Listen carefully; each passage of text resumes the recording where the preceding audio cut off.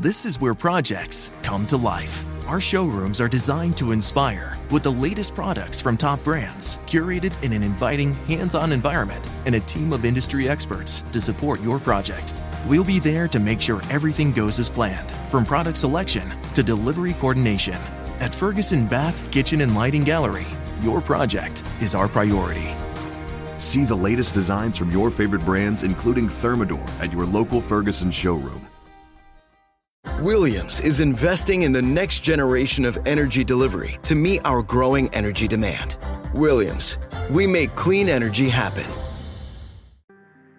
We've seen our fair share of juvenile criminal cases, and it's clear that children and teenagers can commit heinous acts. However, we have also seen how a person's environment and upbringing can shape their life and actions.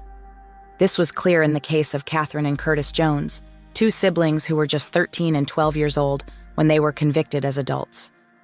Their troubled childhoods led them to plot revenge against their primary oppressors, their own parents. Today, we will delve into the untold story of the youngest convicted adult murderers in history, Catherine and Curtis Jones.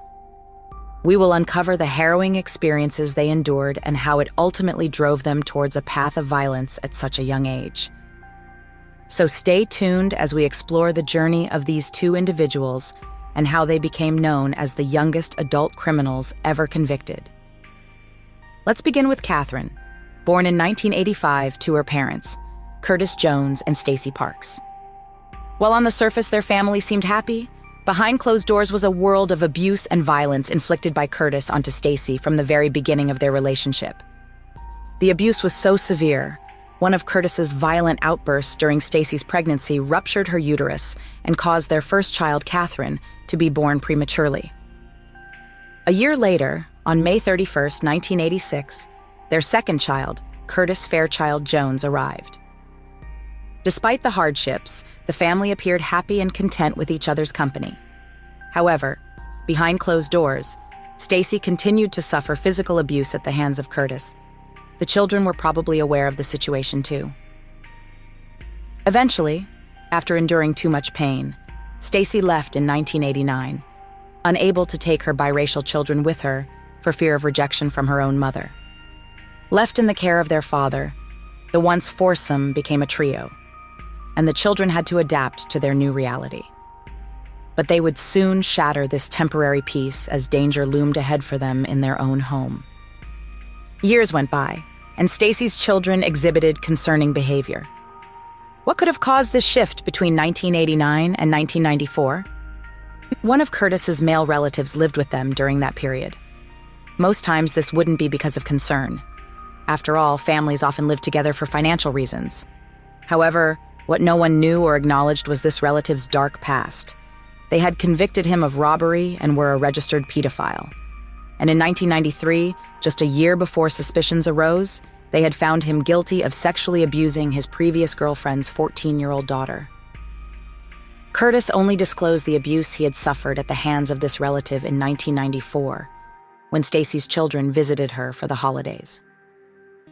The truth had finally come to light, but it may have been too late for their family to escape the darkness that had enveloped them. As the only other male in the household, Curtis Jr. had to share a room with a relative who would become his abuser. But he wasn't the only one suffering. Catherine also endured the same pain, though it is unclear if she ever spoke up about it at the time. Despite reports and investigations, nothing seemed to change until young Curtis changed his story under compulsion or fear. This would prove to be a fatal mistake, setting off a series of tragic events that could have been prevented by just one person taking action. But instead, years went by with Curtis and Catherine enduring continued physical and sexual abuse, occasionally speaking out but ultimately being ignored by their parents and authorities. In 1996, another investigation was opened after Curtis sustained a bruised and swollen eye, but it seems like nothing came of it. And even as late as 1998, mere months before the murder, a third investigation began concerning Catherine. It's unclear how far this investigation went, but given the tragic outcome, it's safe to assume not far enough.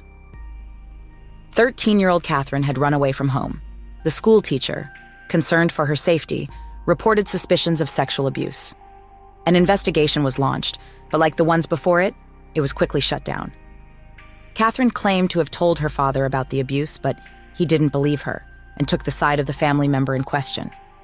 Intimidated by her father, Catherine lied to the officials, and the investigations were stopped. Despite warning Curtis Sr. about the dangerous relative living with them, nothing was done. As trouble brewed within the Jones household, Curtis and Catherine continued to be abused, while their father and his girlfriend turned a blind eye. As siblings, Catherine and Curtis found solace in each other, especially in the sexual abuse they endured from a relative. While others turned a blind eye to their cries for help, Curtis believed Catherine because he too had experienced the horror. But for Catherine, the breaking point came when the abuser made a straightforward move while she was trying to take a shower. This is where projects come to life. Our showrooms are designed to inspire with the latest products from top brands, curated in an inviting, hands-on environment, and a team of industry experts to support your project. We'll be there to make sure everything goes as planned, from product selection to delivery coordination.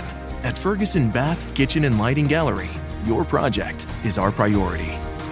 See the latest designs from your favorite brands, including Thermador, at your local Ferguson showroom. They left the traumatized young girl to sob in the corner as her abuser casually left 50 cents on the toilet seat. In her diary, Catherine wrote of wanting to kill everyone, including her father and his girlfriend, who did nothing to protect them.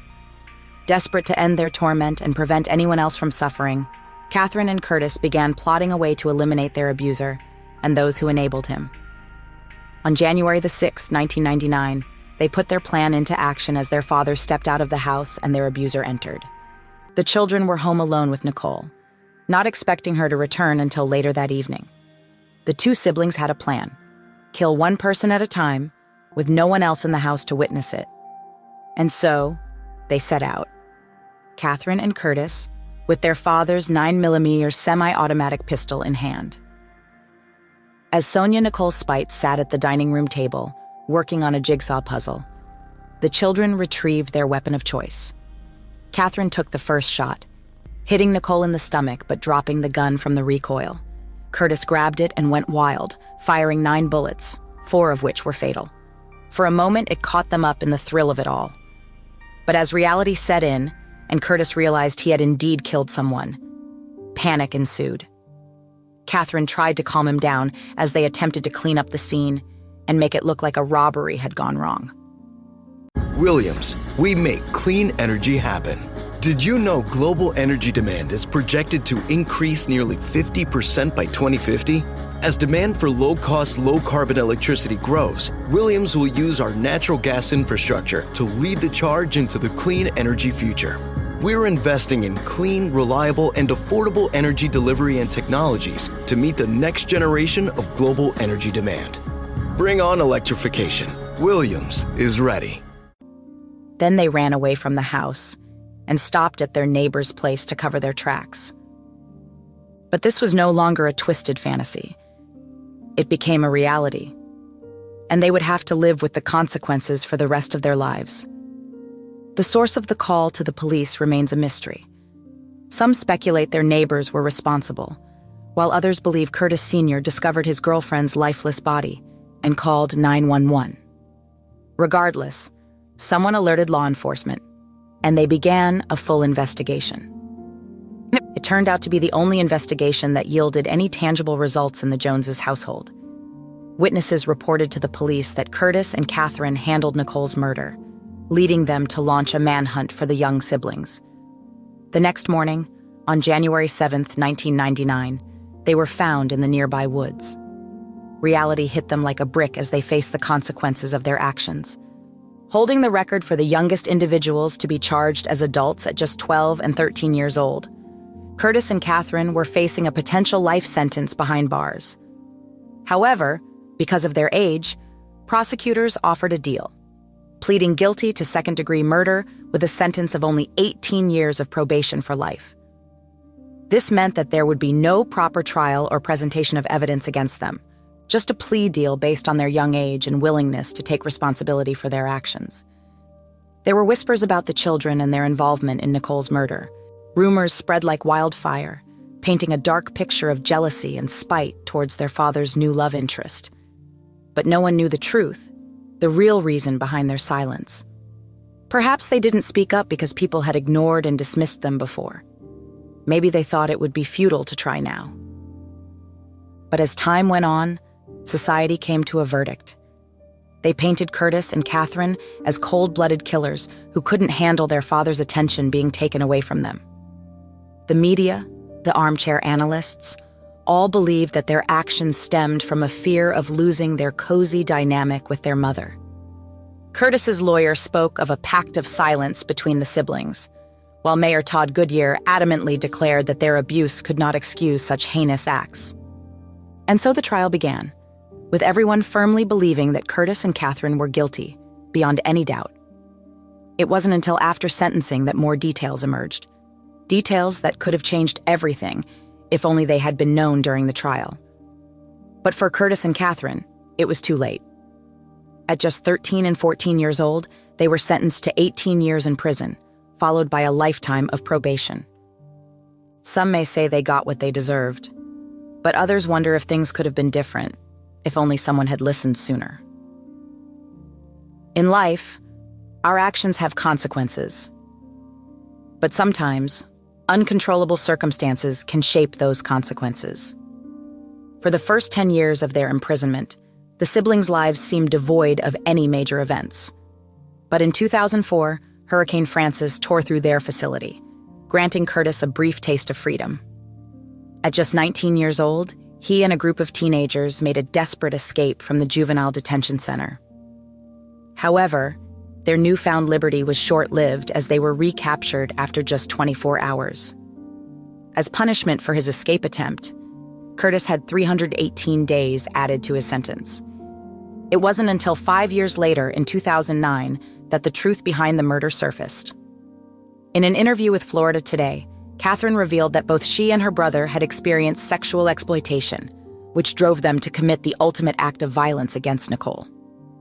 While expressing remorse for her actions, Catherine also admitted to feeling a sense of relief upon entering prison.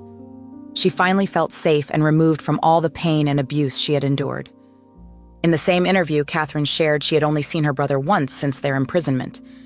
While they used to communicate through letters, their communication ended when Curtis was transferred to a different facility, and the warden deemed it inappropriate for them to continue contact as co-defendants in the case.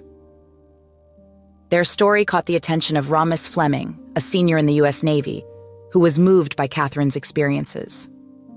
In the year 2013, Catherine and Raymond's love story began through handwritten letters. Despite being physically separated by bars, their bond grew stronger with each exchange of words. They sealed their love in marriage at the Hernando Correctional Institution Chapel in November of that year. At the time, Catherine was 28 years old, and Raymond made plans to retire from his naval officer position to support her re-entry into society. As Catherine's release date approached, Raymond eagerly awaited to guide her through a world that had changed drastically since she was 13. And finally, after serving over 85% of their sentence, both Catherine and Curtis were freed from prison. The exact date of Catherine's release may be uncertain, but it is known that she was released 2 weeks before her brother Curtis, who has now become an ordained Christian minister. But for Catherine, life outside of prison proved to be difficult, as her marriage did not last.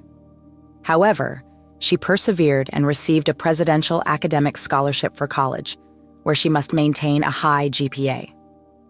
She also advocates for fair sentencing for young people, something that hits close to home for both her and Curtis. As they adapt to a world that has evolved technologically and socially in the 16 years they were incarcerated, they also must navigate the strict rules of their probation.